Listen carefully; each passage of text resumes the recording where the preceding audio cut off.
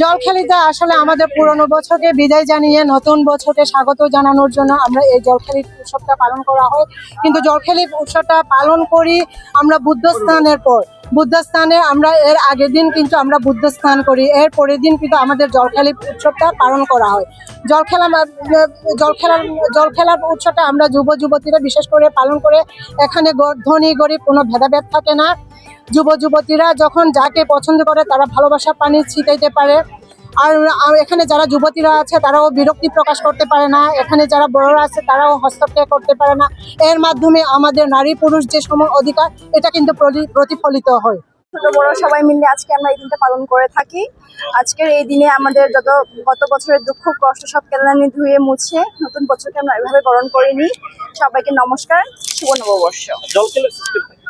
জলকেলির সিস্টেমটা হচ্ছে মানে ছেলেরা হচ্ছে যাকে পছন্দ করে তাকে নিয়ে পানি খেলে আর কি।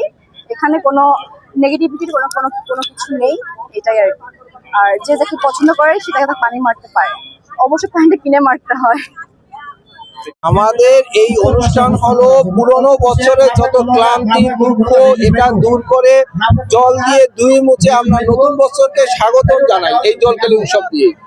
অতি গুরুত্বপূর্ণ একটি মাস, কারণ এই মাসে এখানে আদিবাসীদের পুরাতন বছরকে বিদায় দিয়ে নতুন বছরকে বরণ করা, বৌদ্ধ বিহার গিয়ে শিল পালন করার সহ নানান ধর্মীয় সামাজিক অনুষ্ঠান পালন করা থাকে।